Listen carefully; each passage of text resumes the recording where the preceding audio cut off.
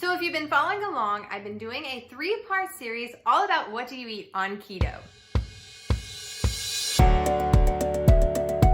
we talked about healthy fats, which is really the foundation of the keto diet, the keto lifestyle, is to eat healthy fats, which a lot of us really don't eat enough because we were told that fats are bad, but that was a lie, and our body needs healthy fats. We actually need more healthy fats. It's for our brain, it's for our metabolism, it's to help us with our cravings. So even if you don't want to eat the keto diet, I would recommend to everybody to add in more healthy fats into their day.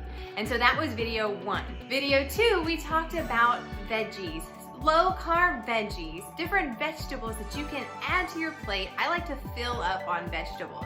So some of these are broccoli, cauliflower, onions, peppers, mushrooms, a really unlimited amount of vegetables that fit on this low carb list. And if you need my keto grocery list, I'll put it in the description below so that you can fill your pantry with foods that are low carb. Now, I am more of a lazy keto. I didn't even know that term existed until one of my friends told me that they were, and I was like, okay, that's exactly what I am. Because I tracked my food, I tracked my calories for a month, and then I realized, okay, there's some patterns, different foods that I can eat that I don't even have to worry about, I don't have to count, and if I stick to these foods, I'm good. And so some of that is you may want to start out tracking, and then whenever you get a feel for how many carbs are in certain food, then you can relax a little bit.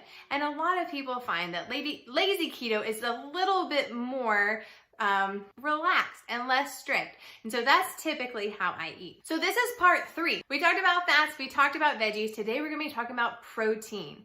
Now keto is a moderate protein diet, meaning it's high fat, low carb, moderate protein.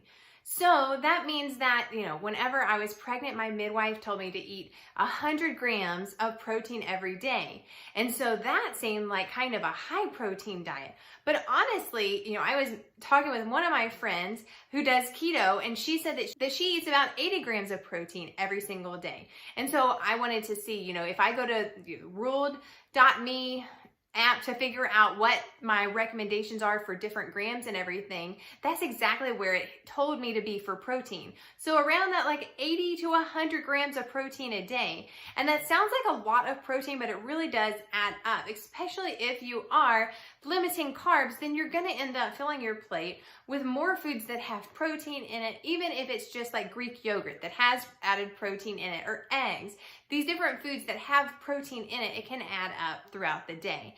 And so we want to talk about protein. We want to talk about the best sources of protein and what you can enjoy on the keto diet. Honestly, protein on the keto diet isn't really limited in the sense that you don't want to eat high protein. You want definitely the majority of your calories to come from fat. And if you're struggling to lose weight on the keto diet, I would look at how much protein you are eating, because maybe you are someone who just needs to eat a little less protein, because protein still can be converted into energy. It just is slower than carbs.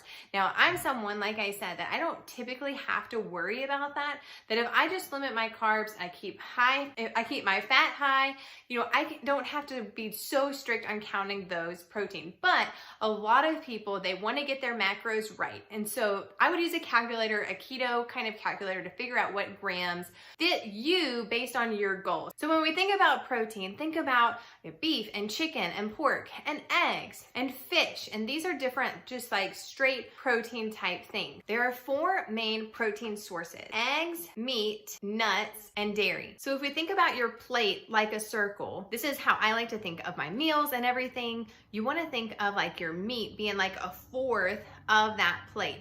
And then your sides will be all these low carb vegetables that we already talked about in video 2.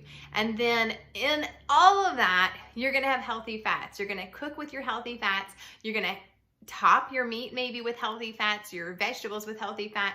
So you'll have healthy fat within everything, but then a good size, a moderate amount of protein, but fill up on those low carb vegetables. And that would be kind of a healthy keto plate. So I hope that you can see that eating keto is not as hard as you think, and it really can be a part of a healthy lifestyle, something that you can continue for a long time. It doesn't have to feel depriving. It doesn't have to feel like you're giving up a lot of foods, especially whenever you think of all the foods that you can eat. And if you're still thinking, well, what can I eat on the keto diet?